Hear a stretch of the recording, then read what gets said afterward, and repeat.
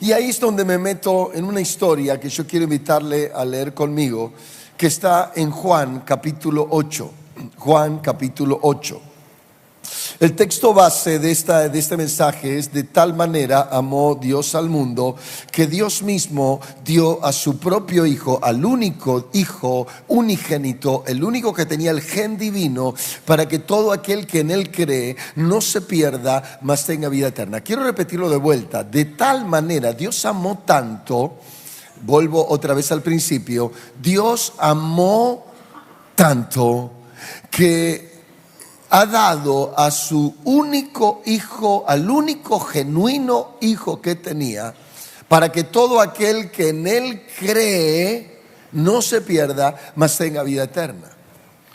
Y quiero pararme aquí porque Dios amó al mundo y Dios envió a su unigénito, al único que tenía su gen, al único que tenía su gen. La Biblia enseña en Juan 1:1 que Dios vino al mundo. En el principio Él era el creador del universo, Jesús de Nazaret, y el verbo era con Dios y el verbo era Dios, dice Juan 1:1. Amén. Y todas las cosas, dice luego, fueron creadas por Él y para Él. La verdad es que creo que se merece un aplauso el creador, ¿no? Ahora yo me quiero parar en esto y meterme un poco en ese amor de Dios hecho carne y viniendo a salvar los pecadores. Y en esa conversación que teníamos con mis hijos, que la dejé sin cerrar, una cuestión, en un momento empezamos a hablar del amor de Dios. No sé cómo llegamos a la respuesta que voy a dar luego, pero yo le dije en ese momento lo llamativo de Dios, es que Él decidió amarnos y perdonarnos y pagar el perdón de todo ser humano, desde Adán hasta el último del Apocalipsis, y de toda la creación, con la propia sangre de Dios, antes que nosotros nos arrepintiésemos. Es decir, es como que Dios dijo: sé que el mundo tiene hambre, la comida está toda lista, está en tal lugar, y todo el que quiere venga, beba y coma. Espere. Pero ¿qué pasa? Los seres humanos, lamentablemente, no quieren ir a comer a ese lugar. No generalizo, pero la comida ya está paga, la salvación está paga. El pecado de todo pecador, de ese hijo, está perdonado. Solo hay que ir y tomarlo. Si no llega a tomarlo, la persona perdió la salvación de su vida. Wow. Lo maravilloso es que Dios decidió perdonar antes. La palabra de Juan 19:30 dice Jesús en la cruz que dijo: consumado es. Y ese consumado es en el Hijo de Dios quiere decir está todo pago. Está todo pago. Es decir, ese momento de la cruz cargó y saldó la deuda de todo humano, desde Adán hasta el último del Apocalipsis. Decirle que está al lado: maravilloso. Ahora, en esta historia de Juan capítulo 8, la Biblia nos dice lo siguiente. Dice: y Jesús se fue al monte de los olivos, verso 1. Y por la mañana volvió al templo y todo el pueblo vino a él. ¿Sabe para qué iba al monte? Iba a orar. Y por la mañana se levantó y se fue al templo, tal vez 9 de la mañana. Y todo el pueblo vino a escuchar a Jesús. Y sentado Jesús les enseñaba. Entonces los escribas, que eran los que transcribían las escrituras, las escribían, y los religiosos de primer nivel de ese momento, anti Jesús, le trajeron una mujer sorprendida en el mismo acto de adulterio. Una mujer sorprendida en el acto de adulterio. Hoy diríamos una cualquiera, una mujer liberal que hace lo que quiere con su cuerpo, una mantenida por otros simplemente por sexo. Y poniéndola en el medio, la agarraron en el mismo acto de adulterio, tal vez en una habitación, la agarraron de los pelos, se la llevaron, otros la pateaban, la empujaban y la tiraron a los pies de Jesús. Y cuando estaba a los pies de Jesús, en ese momento, ellos dijeron: maestro, esta mujer, verso 4, ha sido sorprendida en el mismo acto de adulterio. Verso 5, y nuestra ley de Moisés, de nuestro líder principal, dice que hay que apedrear a tales mujeres. ¿Qué dices tú? Mas estos decían todo esto tentándole para acusarle. Pero Jesús, inclinado en el suelo, mientras la mujer estaba arrastrada, sucia, seguramente se había decorado un poco el rostro para conquistar hombres, y toda bañada en lágrimas, una mezcla de mugre, su rostro desfigurado, y Jesús estaba en el suelo ahí escribiendo. Perdón, me duele un poco un pie, por eso me cuesta arrodillarme. Y ahí Jesús escribiendo. Mientras ellos tiraban la mujer ahí, Jesús escribía en el suelo. Cuando la vio, siguió escribiendo. En ese momento ellos esperaban que él respondiera: ¿qué hacemos con esta mujer? Esta mujer hay que matarla. Y el maestro dijo algo que creo que es la frase cumbre de la sociedad, ¿no? O que necesaria para la sociedad. Verso 7. Y como insistieran en preguntarle, se enderezó y le dijo: el que de ustedes, diga conmigo, de mi persona y del que está al lado y de todos nosotros, el que de ustedes esté sin pecado, sin ningún error ante Dios, sea el primero en arrojar la piedra contra ella. E inclinándose de nuevo, es decir, que se puso erguido, el que de ustedes sea el más perfecto, el más agradable ante Dios, empieza a apedrearla. Y siguió escribiendo en el suelo. Ahora yo quiero pararme aquí porque creo que si tengo que buscar un primer subtítulo, podría aptitud controversial. Es decir, una actitud controversial es algo que trae cuestionamientos, es decir, traer y tirar la mujer, como en ese video que yo muestro misericordia para esos chicos. Alguien podría decir: ¿qué misericordia? Si ese me robó a mí. Otro podría decir: usted no sabe lo que hizo esa persona. Yo quiero meterme en esto porque puedo tener dos aptitudes: una comprensión de su parte, o que piensen apedrearme. Y alguien dirá también: porque usted no está en el lugar nuestro. Cuando termine de decir lo que voy a decir, porque en ese video que usted vio y tuvo compasión, puede haber un violador, puede haber un abusador. Y cuando decimos esa palabra, ya entramos en una visión diferente de lo que estamos viendo. Alguien diría: pero usted sabe quién es, ¿y por qué no lo denuncia? Si sabe que está ahí, ¿usted por qué no lo manda preso? ¿Y por qué no actuó alguien?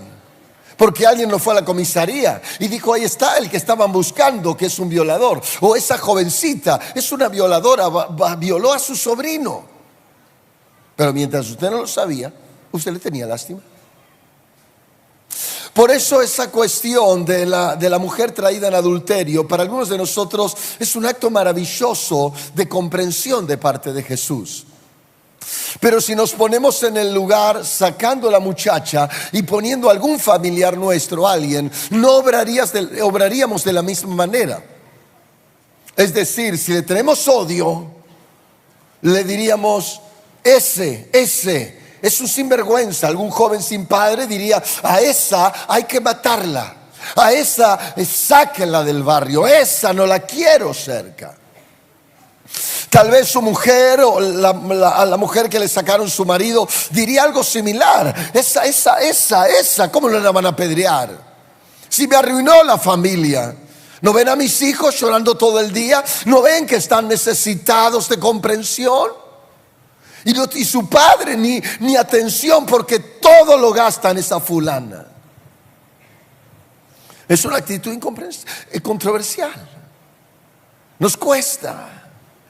En realidad no lo entendemos. Ahora, ¿qué pasa si en vez de ser una extraña fuera su hija? Pobrecita, váyanla a buscar.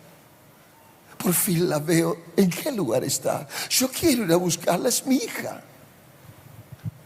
Cuando estábamos en Estados Unidos en una de las reuniones, una de las cosas que más identificó mi mensaje fue el amor de Dios hacia el mundo. Y cuando estaba con ellos, una de las cosas que en un momento le dije, vamos a ponernos de pie y vamos a orar por toda la gente que nuestra cercana, que sabemos que está sufriendo. ¿Alguien tiene algún hijo que está mal? ¿Alguna madre que esté enferma? ¿Algún pariente? ¿Algún amigo? ¿Alguien muy querible? Y la gente, le dije, le voy a dar de 3 a 4 minutos para orar por todos. Y la gente orando y orando. Bueno, ahora vamos a cambiar la oración. Cámbiele la cara a ese hijo y póngale la cara de esos jóvenes que se están drogando en la calle. Porque en la Biblia Dios no prioriza a los hijos. Es nuestra responsabilidad prioritaria, pero no los prioriza Dios. Dios amó tanto al mundo que ve al pecador, cualquiera sea, y murió por él. Dios desea hasta por el más difícil. Días atrás pensaba una locura para alguien que dice, usted no está en mi lugar, pensando justamente que ese que fue un abusador viene y le pide perdón a Dios y se arrepiente con el alma, y esa persona, aunque todos luego lo agarren a palos, le rompan la cabeza, lo prendan fuego, ese hombre en el momento que pidió perdón arrepentido está perdonado. Es difícil, ¿eh? Y alguien dice, pero hay que denunciarlo. Si sabemos, tiene que ir preso. Supóngase que la familia no lo quiere denunciar, los hijos tampoco. Y si no tenemos a alguien legalmente afectado, puede ser una falsa o considerada una falsa denuncia. Entonces no va preso. Pero lo que es incomprensible no es la injusticia terrenal, aunque sea incomprensible, por eso actitud controversial, es el hecho de que Dios amó tanto a los pecadores que los perdonó a todos. Es difícil, porque a algunos usted le diría, a este no puede perdonarlo. Es incomprensible. Es una situación controversial, una mezcla de sentimientos. El único tema que esconde todo esto, y como ley, es que es Dios el que está ahí. Dice luego, el que esté libre de pecado, que empiece a apedrearla. Y la historia dice, la leemos un poquito. La frase condenatoria para ellos fue, el que esté libre de pecado, que tire la primera piedra. Esa fue la frase condenatoria. Frase que muestra el estado del corazón. ¿Cómo estoy yo? Se enfoca hacia mí. Me deja de mirar hacia el perverso pecador y me ve a mí. ¿Cómo estoy yo? ¿Soy digno de tirar una piedra? Podríamos preguntar, ¿hay alguien que no ha pecado? No, todos pecamos. ¿Hay algún perfecto que dice, yo nunca hice nada malo, nunca mentí, nunca insulté? Y bueno, pero hay diferencias de pecados. ¿Para quién? Para ti. Pero para Dios no hay diferencias de pecado. La Biblia dice que ningún mentiroso entrará en el reino de los cielos. Qué difícil. Necesitamos un psicólogo que suba ahora acá a responder lo que sigue. Porque en verdad usted ya tenía el cuchillo para matar a ese delincuente que un día le lastimó. Pero cuando Dios dice, bueno, vale, pero tened presente que ninguno está libre de pecado.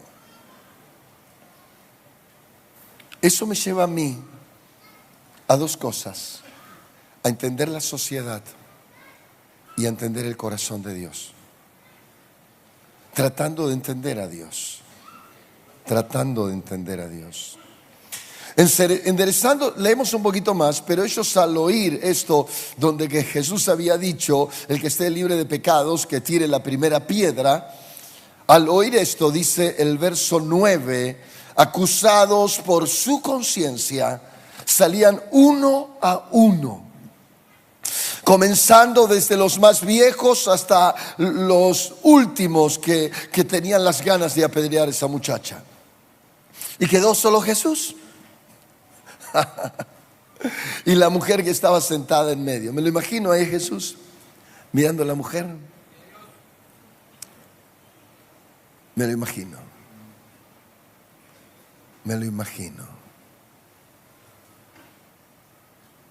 ¿qué dirían sus ojos? La historia dice, enderezándose Jesús, quiero que suba el tecladista, y no viendo a nadie, sino solo a la mujer, le dijo: mujer, ¿dónde están los que te acusaban? ¿Ninguno te condenó? Ella dijo: ninguno, Señor. Entonces Jesús le dijo: ni yo te condeno, vete y no peques más.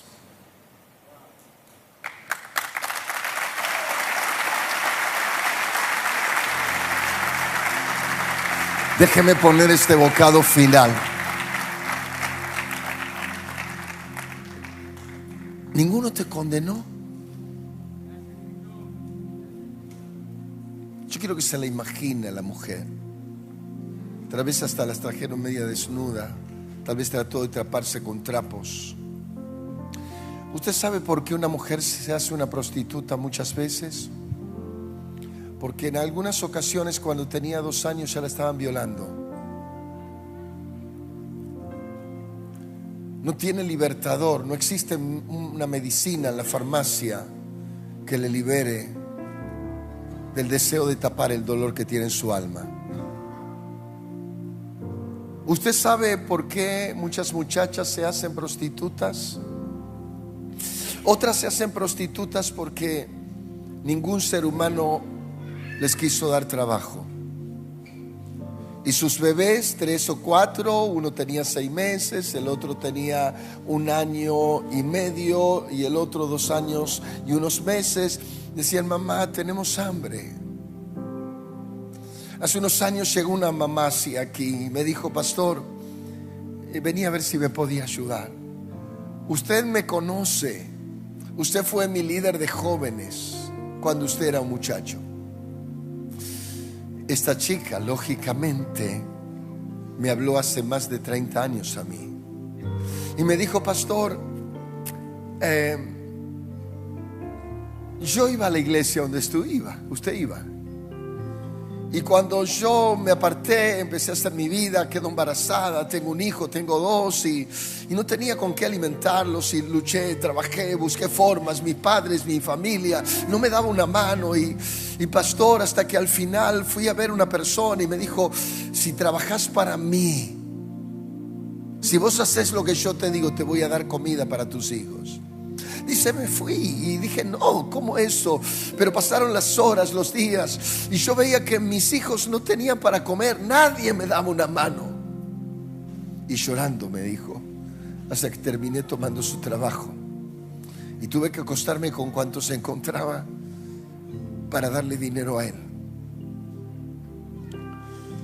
Me conmovió porque era una niña de iglesia. Era una niña que cantaba en el coro de la iglesia. Era una niña. Cuando vino a hablar conmigo ya era una mujer, pero era una niña de iglesia. Tal vez la madre estaba tan enojada: basta, me tenés harta, andate y no vengas más, porque si volvés te voy a denunciar por todo lo que me dijiste. No vuelvas más, andate con ese loco. O no se animó a volver, o su madre se paró en la puerta y le dijo: acá no entras. ¿Cómo se hace un adicto? ¿Usted piensa que un niño de 16 años o de 15 que se está drogando en una plaza es un adicto porque quiere? Es un adicto porque está tratando de tapar lo que un día le hicieron. Está tratando de tapar lo que un padre a veces logró abandonándolo, papá. Y algunos de ustedes con hermosas corbatas y una hermosa apariencia se sientan entre nosotros sin tomar la más mínima responsabilidad de padres. Chicos que se cortan las venas y nos preguntamos por qué. Porque alguno que fue abusado antes y le dejaron el gen del abuso termina molestando a esa pequeña, a ese muchacho, y luego se droga para olvidar y trata de cortarse las venas para que todo termine.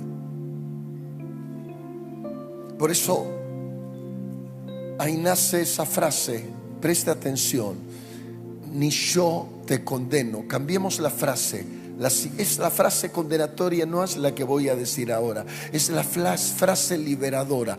Ni yo te condeno, ni yo. ¿Y quién era yo? Ni siquiera quiero decir Jesús.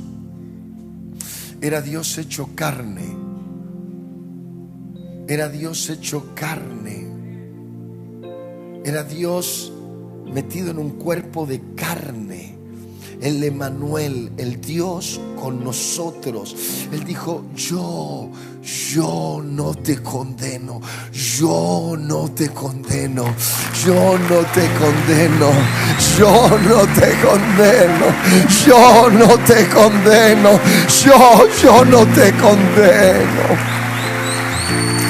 Yo no te condeno, yo no te condeno, yo no te condeno.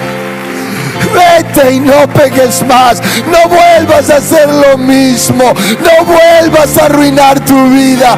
Yo no te condeno. Yo no te condeno.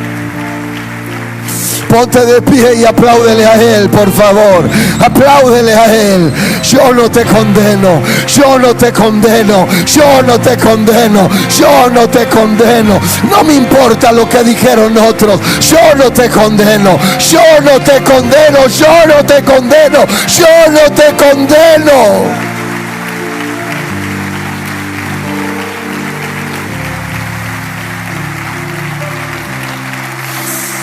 El verso 11 dice: enderezándose Jesús y no viendo a nadie sino a la mujer, le dijo: mujer, ¿dónde están los que te acusaban? ¿Ninguno te condenó?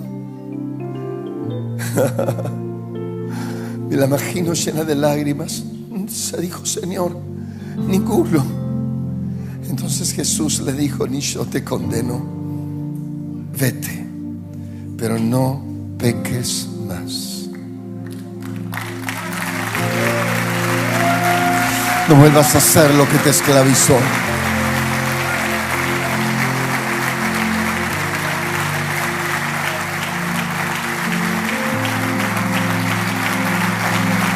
Al excelente de esta obra, este aplauso. Al maravilloso Salvador que vino a perdonar, este aplauso.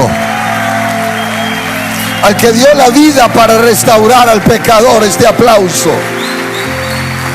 Al que llamó miserables para hacerlos sus hijos, este aplauso. El que llamó pecadores para darles una oportunidad más, este aplauso. Este aplauso es para Él. Este aplauso es para Él. Señor, recibe nuestra alabanza. Recibe nuestra adoración. Recibe nuestro corazón.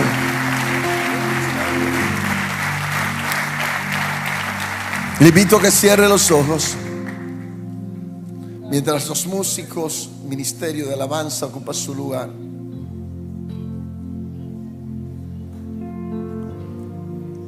Cierre los ojos y dígale: Señor, enséñame a entenderte. Enséñame a entenderte. Estoy lejos, pero enséñame a entenderte, a caminar a tu lado, conocer tus pasos, caminar a tu velocidad, escucharte, aprender a amar como tú amaste. Enséñame a llorar con los que lloran, a reír con los que ríen. Enséñame, Cordero de Dios. Tómate unos minutos, habla con Él. Disfruta tu perdón y piensa en los que todavía no han sido perdonados, los que están en las calles, los que no pueden más. Levanta la mano por esos que se están intentando suicidar. Levanta las manos por los que no pueden más, por las prostitutas y los homosexuales que están esperando un poco de misericordia, por una medida de comprensión. Lloran. Yo te invito a que levantes la mano y empieces a orar por los que no pueden más. Este es el momento para abrir el cielo y decirle: Señor, extiende tu misericordia, extiende tu gracia. Nadie amó como tú, nadie amó como tú, nadie amó como tú. Hable con él, dígaselo.